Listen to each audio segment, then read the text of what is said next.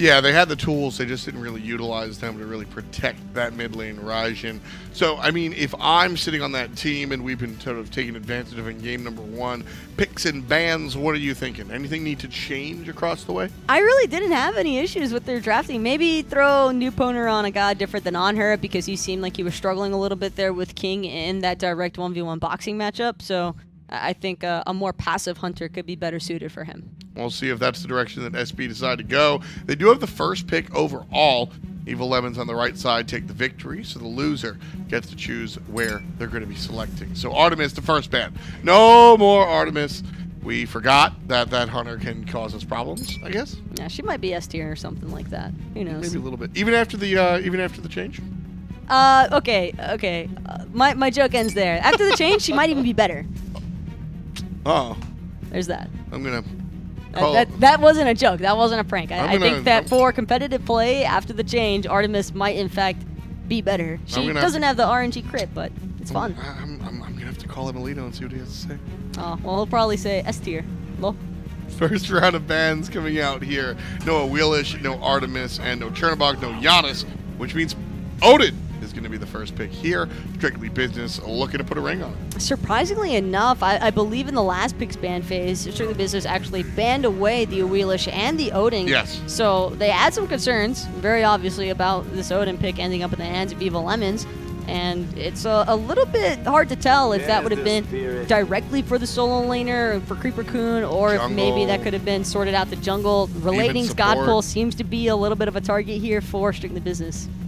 Cerberus and Baron Samedi are going to be the selections here from Evil Lemons across the way. SB going for the Party Monkey. Batz, one of my personal favorite junglers. A lot of control here.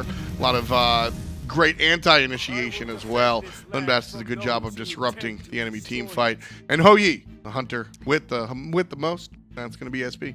Well, looking at this draft from SB, it makes perfect sense why they didn't want to deal with the Wheelish. Not only is it probably relating signature god for console, but I think also it's just perfect against all three of those gods. I mean, they all have leaps. So what better setup could you possibly ask for them for the enemy team to set you up? And now Evil Lemon's going to have to head back to the drawing board for as to what they want their jungler to take. And I actually like that they opted for their mid lane selection here because now they have the benefit of choosing to ban away SB's mids for the 3rd and 4th. So any mages that they don't want to have to deal with, I think that they're mostly looking towards AoE-based mages, possibly even Isis looking to go next, I think. Well, the Zeus going to be the first ban here. Strictly Business banning out Relating's Daji. We got there. Banning out the Daji. Evil Lemons looking for the Global Guardian, Athena herself. And SB with one more ban in the phase.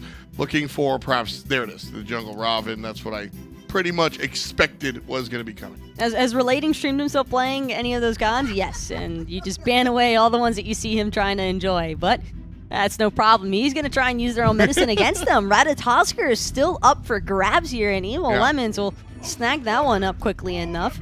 And it's when it comes to Ratatoskr, you're going to need more than a spoonful of sugar to really help that guy go down. It's a problematic jungler right now, especially into some of the choices, which I love the Poseidon answer. Any of these characters that come down from the sky, Thanatos, Rat, Thor, Poseidon is a great answer too. This SB draft, it feels very different in comparison to their Game 1 draft. I think that they were focused a little bit more so on picks, as opposed to now they're just doubling down on AoE spread of damage and space control. In space control, they struggle with objectives in the early and arguably mid and late even, just outside of that one fire giant they managed to secure that came at a fairly steep price because they got nothing off of it afterwards. So now with this comp, I think it'll certainly be a much easier time for SB to kind of work around, because the big thing for me isn't necessarily that they have continuous aggression. They can continuously initiate. Their execution doesn't have to be perfect the first time around with the amount of AoE that they opted for. Well, let us know who's going to win the game in chat. Who's going to win the chat is also pretty relevant if you're asking me. Game number 2 on the way. Strictly Business versus the Evil Lemons. Everybody where we would expect, right? No oddball selections. Doesn't look like it. Relating on the Rat in the jungle. And he'll be starting off with level 1 Mace, actually. Very, that is actually kind of interesting. I think that a lot of junglers, sometimes it kind of depends on player preference. Some will start with a T1 in the Acorn and an Assassin's Blessing. I like the Mace start personally, because you get 1 pot each, but you can level up your acorn at any point. Yeah. Except now you don't, just in case you don't get pressured at all, then you don't ever have to leave the jungle, and you're just continuously tacking on gold for finishing off what I would assume to be a Crusher or a Jotuns. Yeah, this is sort of building for best case scenario, in my opinion, right? You're getting the most bang for your buck. Dragon Knight on the Odin. This character has been very strong as of late. Something else that's really important to know as well is that Odin's cage can prevent your teammates from getting sucked in.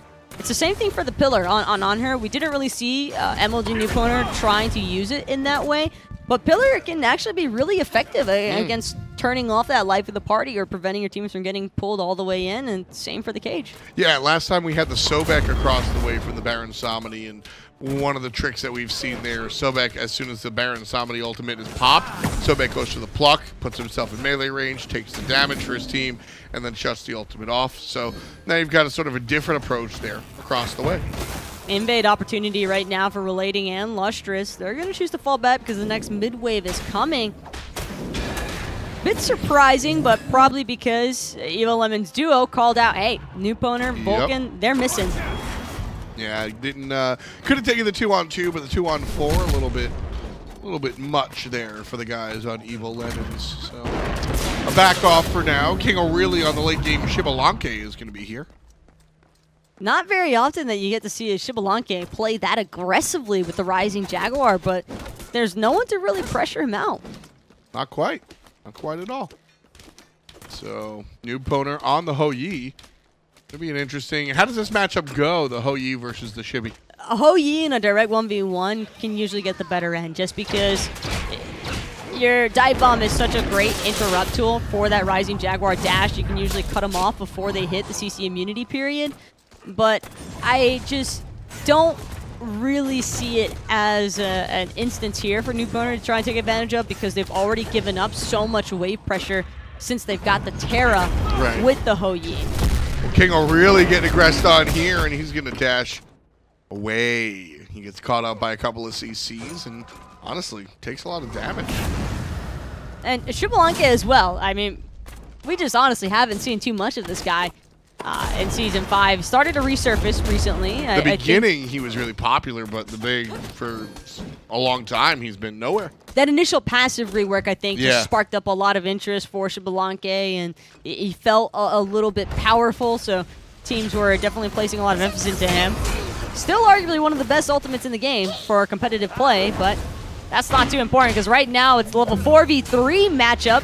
It's Strictly Business gets the better end of Relating. Yeah, Relating with the totally TKO, the technical knockout. Won't wind up on the scoreboard, but he will absolutely have to go back to base.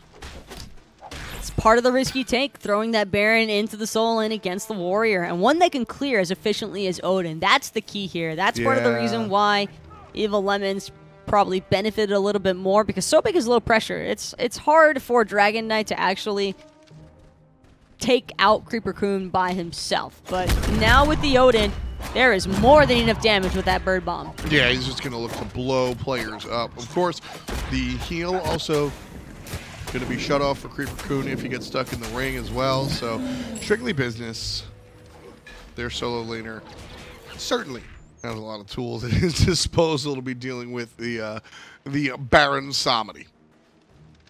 And I'm actually curious to see how this Poseidon play works out for SB, because Evil Lemons, they've got a decent amount of survivability, but not necessarily if a Whirlpool's involved. I think that a lot of their characters kind of rely on maneuvering around without a cripple being in play. So if logically he can rush that Gem of Isolation early on after he gets his penetration online, which is what I'm assuming he's building for right now, that Spear of Magus or something similar to that fashion, but it could be very impactful when you start factoring in Whirlpools with Gem of Isolations inside of an Odin ring. I don't want to think about that. And Evil Lemon's draft as well, fairly stationary in terms of their escapes. Yeah, it's going to be pretty tough for Evil Lemons to really deal with logically. That's why I like the Poseidon pick. What was it, 4th for their team? Yeah, so 7th pick overall. Really nice job there from Strictly Business, making sure Now they were able to grab the tools that they were not able to bring with them last time. Pretty sure neither side is aware that the other has a ward in the exact choke point that they both want to traverse into. It's just not going to be possible for SB to really look for a move in on that red buff invade for Evil Lemons. However, they will make sure to collect their own buffs if cojafox doesn't have something to say about it. No, instead, he's just looking for the ward, wants to make sure that they are all covered. Right side, another invade coming out from SB. Relatively sleepy here in the beginning parts of the game. Strictly Business and Evil Lemons tied up. Game number 1. Kind of a similar feel. We did see a kill or two, but still a relatively slow game until the latter stages. So I think both teams really just looking to play the farm game, which is great for Evil Lemons, but yeah. If I'm SB, I'm getting involved sooner rather than later. Great play there by the mid laner off of the assist from the jungle, and the support and Strictly Business are the first ones on the board. That's all Vulcan in my mind. LusTrouZ didn't even use the purification beads, thought that Vulcan was just being a nuisance. Yep. It's not, it happens all the time to everybody. You're in the mid lane, you're looking to clear a wave, you get it out the way, then the enemy support just like, hey, I'm not going to let you back. That's probably all LusTrouZ thought the situation was going to amount to being. But by the time you would have tried to use those purification beads for the Whirlpool, I think he just acknowledged and accepted his death. Same. Because the Kraken damage was way too much, and he had no dash. Where is he left to go? Yeah, already gone. Already gone. The Whirlpool, very strong ability. The control there is the key point. And the Kraken, which is interesting. So the Kraken man, right? It's kind of what I call generic burst mages. I'm like, all right, so you got a Kraken on your ultimate. Awesome. And I've always looked at Poseidon as a burst mage. It was actually Aggro who kind of changed my mind on that. But just with Whirlpool alone, Poseidon can be considered a really strong control mage because Whirlpool just one of the stronger control abilities available in the game.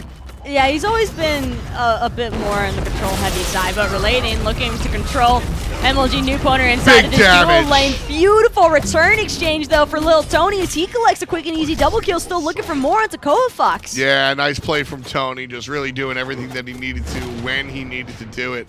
cojafox a little bit quick, and the slow not going to find the job. There's LusTrouZ making the rotation from the middle lane, and he goes to the ultimate. 2 shots of whatever. And LusTrouZ gets the kill. Dragon, on the other hand, will be taken care of. But guess what, Kreeperkun?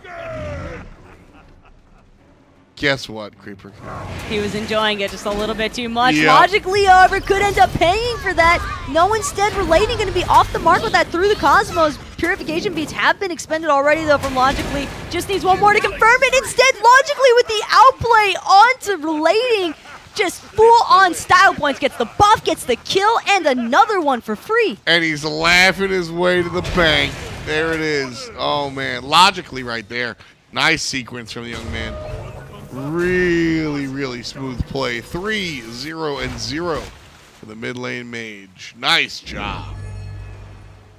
The amount of player discipline required to execute that and not just panic, I think that was just Logically fully understanding what he's capable of on this Poseidon and taking advantage of it. Kingo really going to be knocked up. A couple of basics are good. Here comes Forger Vulcan with the stun. And the clap's going to be good enough. Stunned all the way back to base. 6 kills for SB. King really starting to suffer here.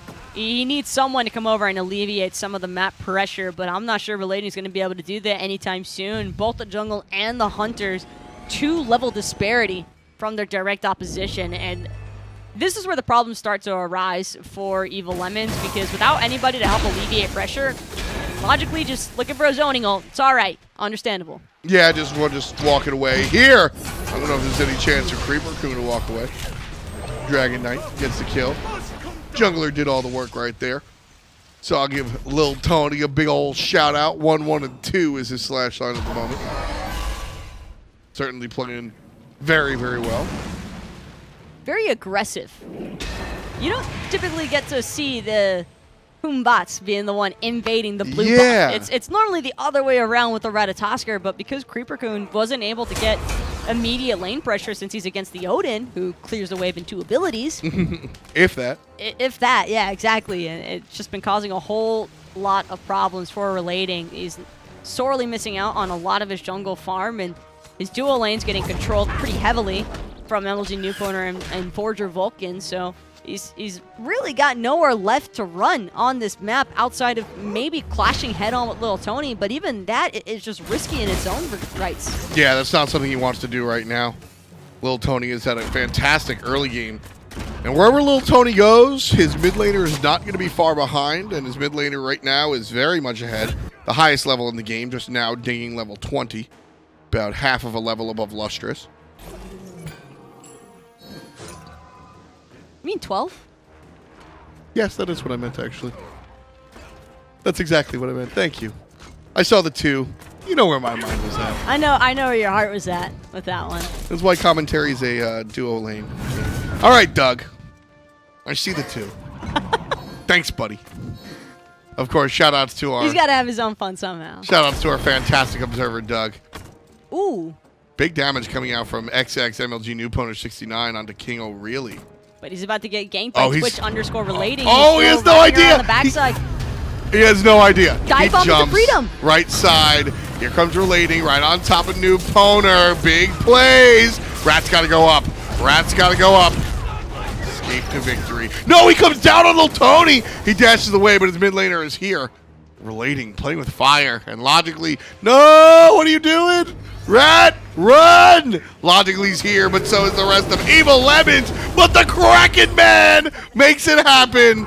2 kills for Logically. Beautiful turnaround there from SB, and Relating just paying the price for that level of greed. Yeah. Was hoping to get the knock-up set up for LusTrouZ. Instead, it just telegraphs to everybody, hey, I'm still in the neighborhood. So Logically, naturally starts to meander over, and by the time that Evil Lemons realizes what is happening, they're already getting collapsed upon. Fear no evil, Kraken Whirlpool, space control. That's all they've been looking for the entire time, and that's all that they were able to find.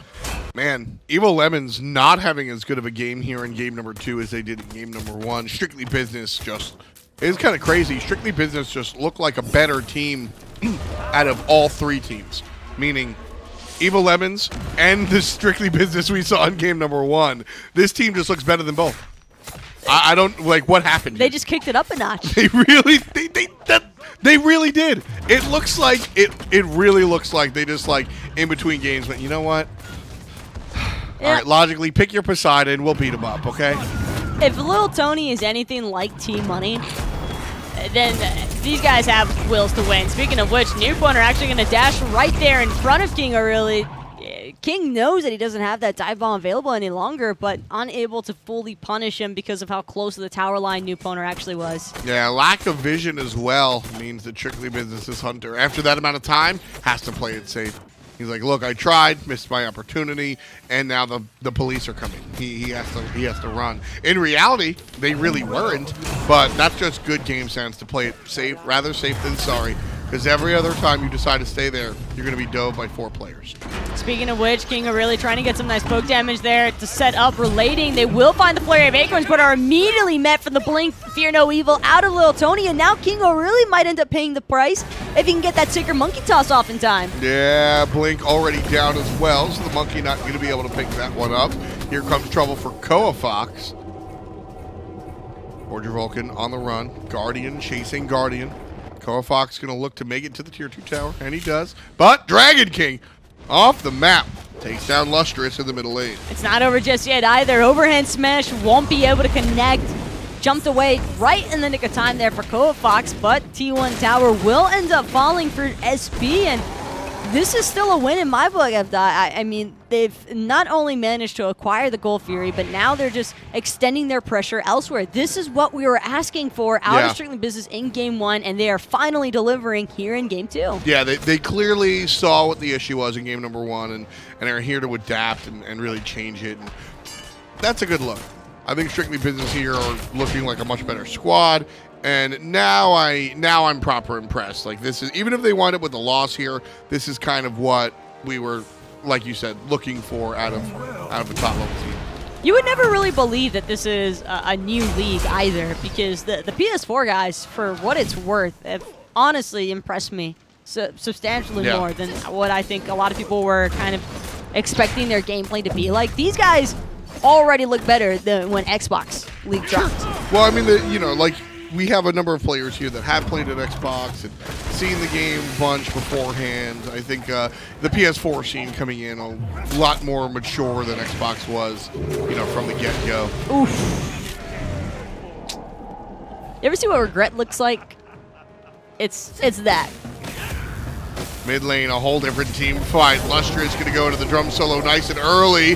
Ultimate out of cojafox. Going to look to line up for Vulcan. But to the back line, there comes Dragon Knight tussling with cojafox. The shield is going to pop. And one more time, the Odin does the thing.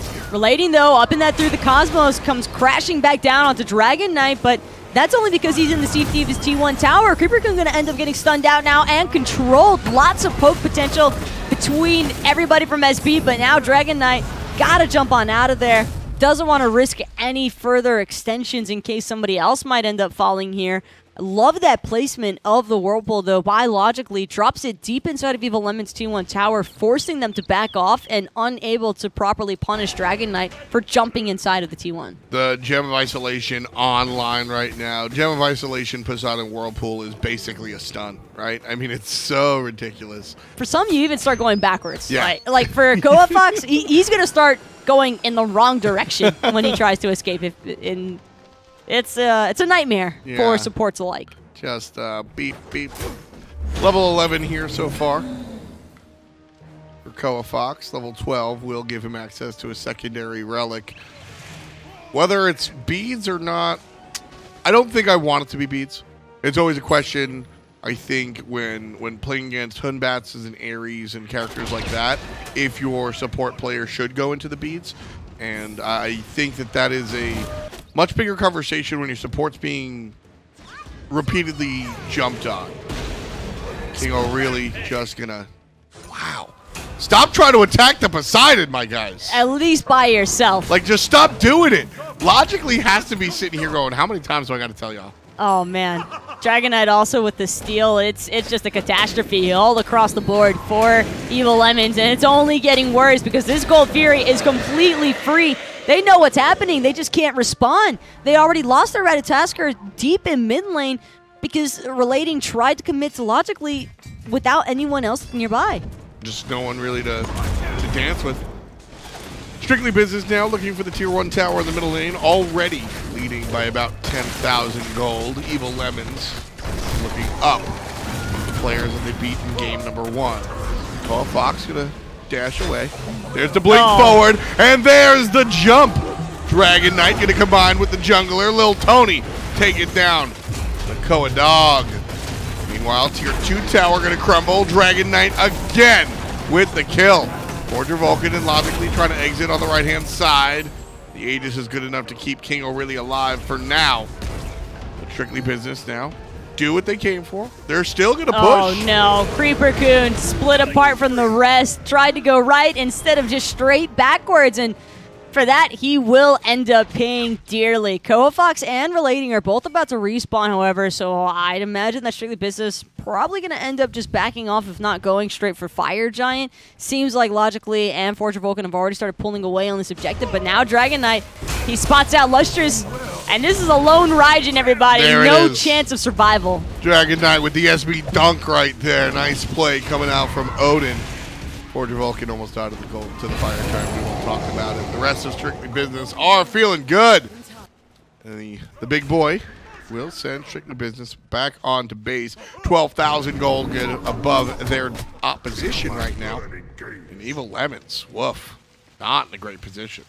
Dragon Knight doesn't even care about that paralyzing spit. He's already self-sustained past that mark. And yeah, he good. cojafox still not level 12. Completely deprived of any form of experience on the map. You would never believe how game 1 actually ended up with this performance from SB right now. Yeah, like I said, Strictly Business clearly better than the other two teams we saw, one of which was themselves. I think it just comes down to the drafts.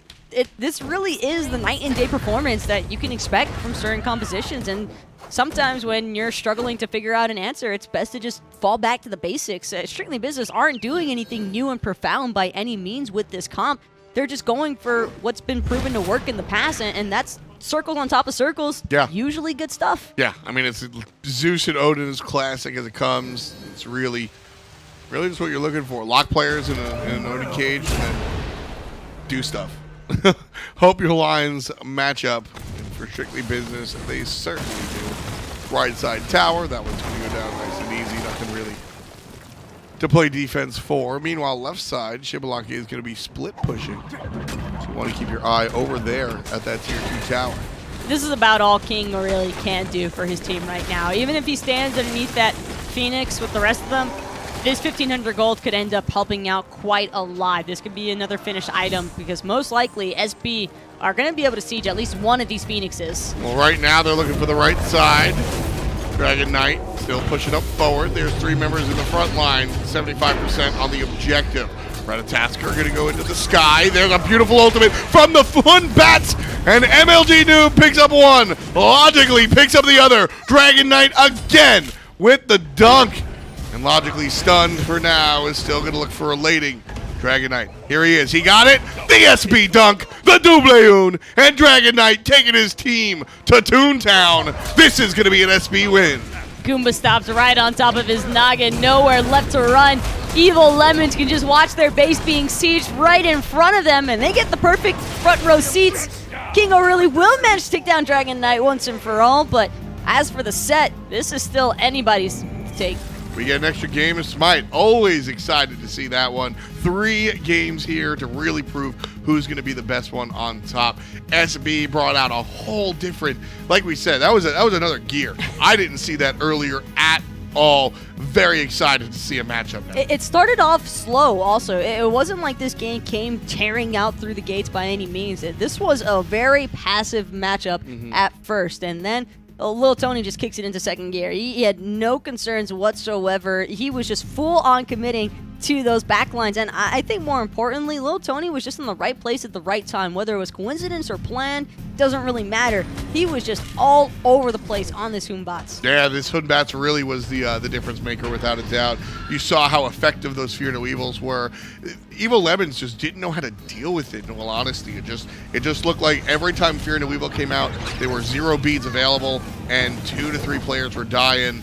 Lil Tony just made sure he was on the money. It was just a non-stop barrage of action, I think, and more importantly, coming out from Strictly Business, they just never really gave a moment for SB to, or excuse me, they never gave a chance for Evil Lemons to really sit back and think and really try to disengage and just look for farming opportunities. It was just pressure, pressure, pressure the whole way through, and Evil Lemons, they tried their best, but sometimes it just gets away from you. Well, the conclusion, the rubber match on the way. Stay tuned. We'll be right back with SB versus Evil Lemons.